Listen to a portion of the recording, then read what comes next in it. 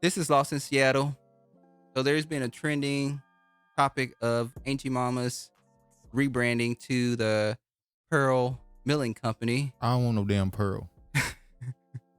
You could have got Karen or Becky, so you better be glad you got Pearl. There's black pearls out there. Pearl from 227. Okay. In June 2020, Quaker Oats, a subsidiary of PepsiCo, said it would be removing Aunt Jemima's image from its packaging in the fourth quarter and change the name soon after.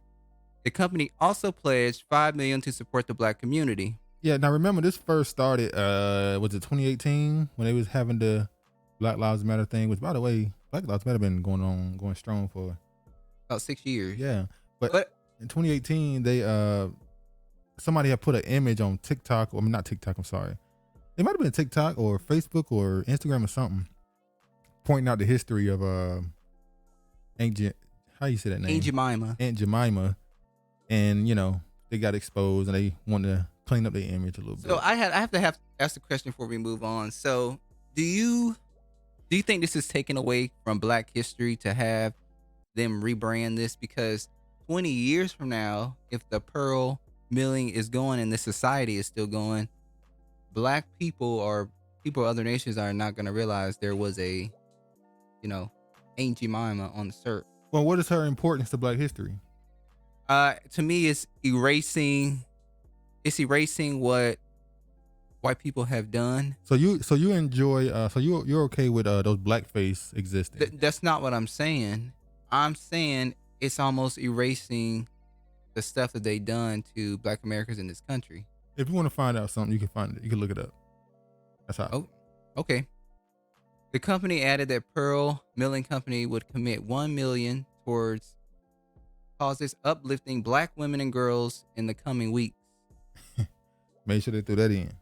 That's all I'm So, saying. well, hold on. So we can look at this two ways. Well, we could say, well, maybe they're committing to donating $1 million towards Black women and girls because there was a Black woman's face on the syrup bottle. Or once again, they could be pushing pandering. The same bullshit they're always doing towards Black women. Yeah, pandering. So you're gonna go with the pandering. I think it had a little bit to do with it. Okay. I think it definitely made the decision easier. But well, I'm gonna tell you what they're gonna say. They're gonna say we were the face of it, so we should get the $1 million just directly towards us. Well, they said $5 million to the Black community and then another $1 million to Black women. So Black women get. So what is that? Like, what's the math behind that? Percentage of that? But anyway, once they decided to make the change, this woman here, Dominique Wilborn, she was the executive assistant. She was part of the team that decided how they was going to change it. As you can see here, she said one proposal involved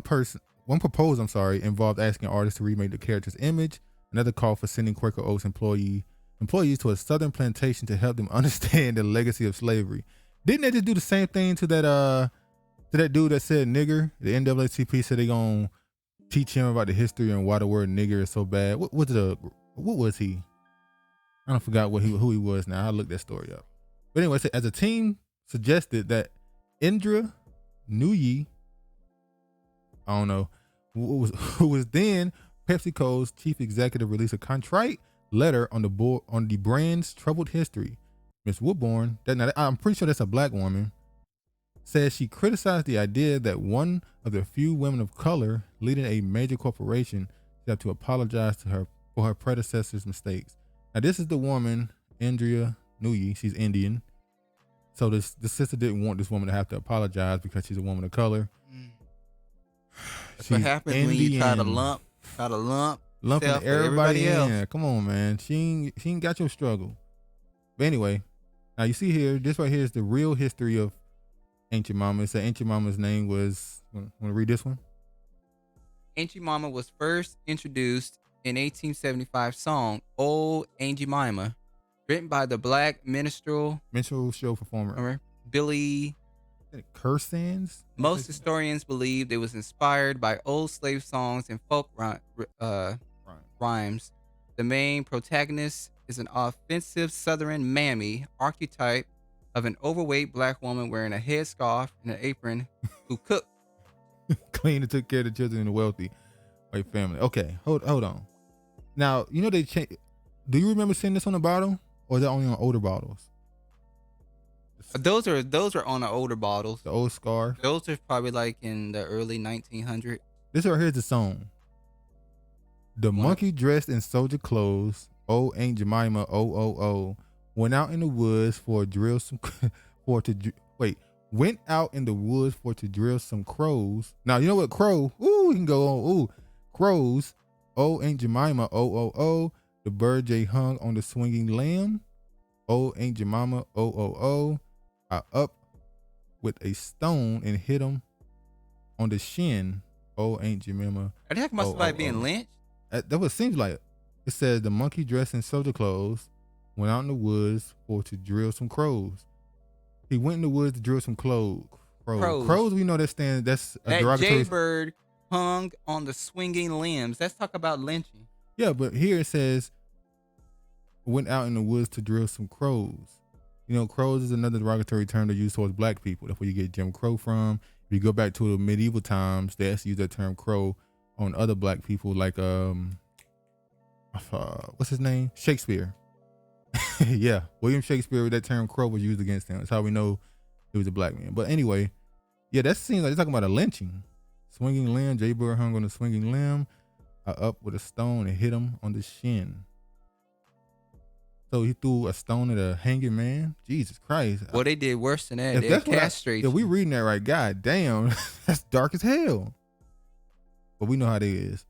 See, says some have argued that Nancy Green, the first woman to play the role of Aunt Jemima, should be viewed as an American success story. She was born slave in Kentucky, lost her family during the Civil War, and was hired by Davis with the promise of a lifetime contract, while Green appeared as Aunt Jemima at the Chicago World's Fair in 1893 and was the face of the company at fairs, carnivals, and grocery stores. The story wasn't completely accurate. Her lifetime contract only lasted 20 years, and when she couldn't travel to the 1900 Paris exhibition, she was immediately replaced with Agnes Moody. She worked as a housekeeper in relative anonymity, died in 1923 after being crushed by a car, and was buried in an unmarked grave until 2015. Jesus Christ. So yeah, this, you know, the first thing I heard about this story was that she's the one, Nancy Green, that came up with a recipe, sold it, they used her image, her family was receiving royalties.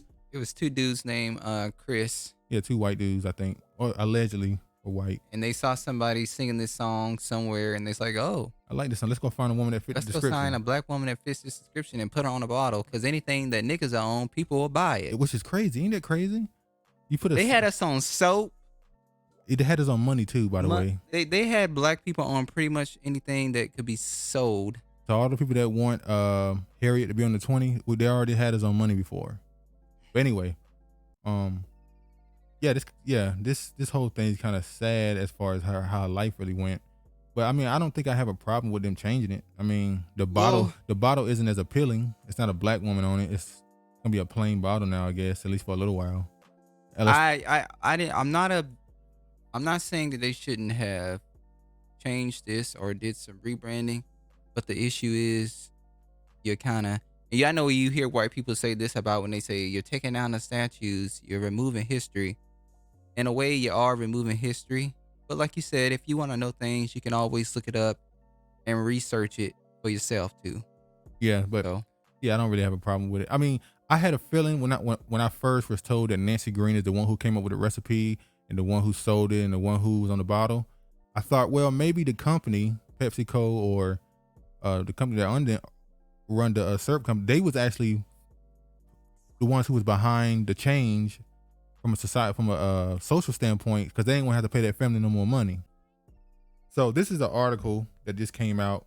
It says Aunt Jemima's rebranding rankles family of some women who portrayed her who say they're being erased.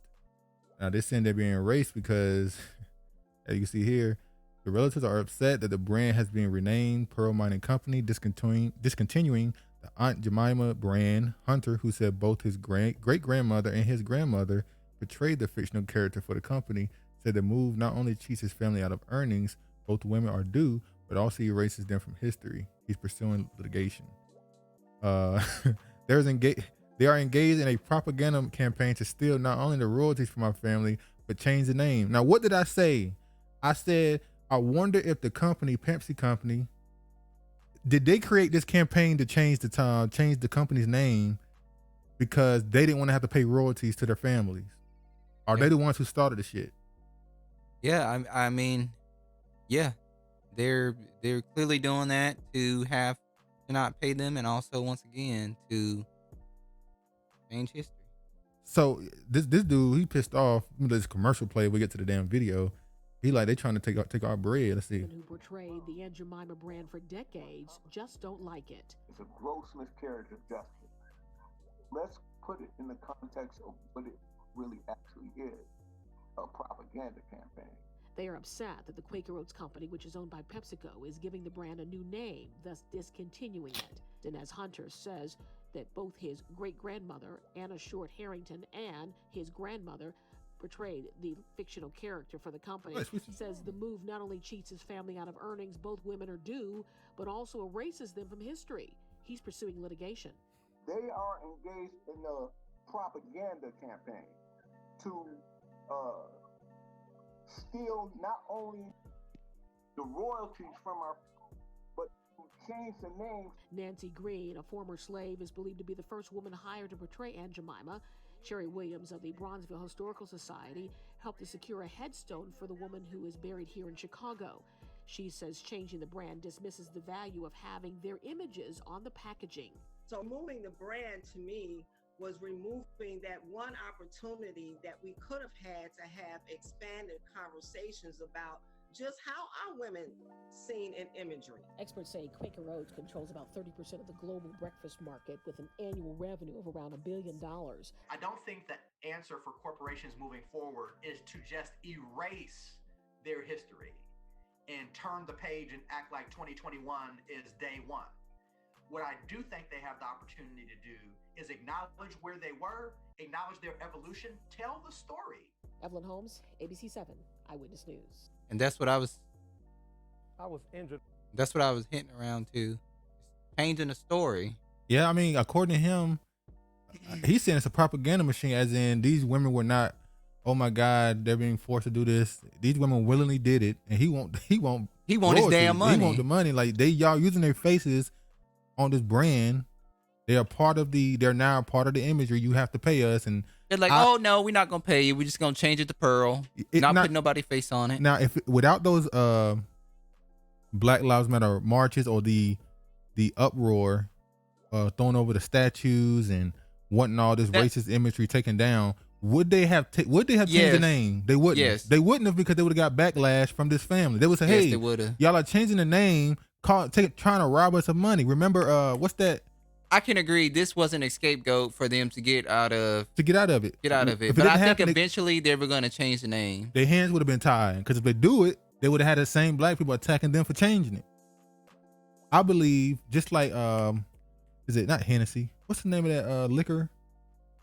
Oh, you're talking about the black man created the whiskey. The whiskey company. He was the one with the distiller. Jack Daniels. Jack Daniels. A black man is the one who came up with that recipe, and they didn't want to say nothing about it. Nope. Until later on, they finally admitted it a few years ago, and now they got black people all in the commercials and shit. I think it would have been the same way as that company. Yep, they wouldn't have said shit until it was. If they tried to change it too early, people would have said, "Hold on, why y'all taking this black woman off of this? Don't y'all got to pay somebody for this? Why y'all trying to pay them royalties?" They did not put a black face on Jack Daniels until that stuff came out. I think they made K Michelle, because she's from Memphis. Yeah, they made her the spokesface for it. I think they sponsored or something. But yeah, get your bread, brother. they trying to take y'all bread, bro.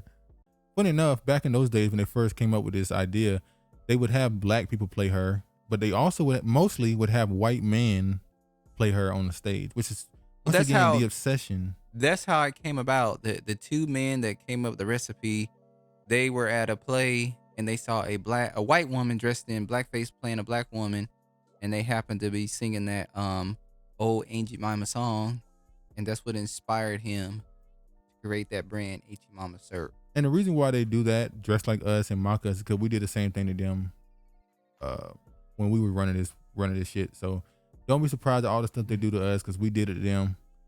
Difference is we did it better, because theirs ain't gonna last as long as ours did. But anyway, thanks for viewing the video. Please like, comment, and subscribe, and all praises to the Most High.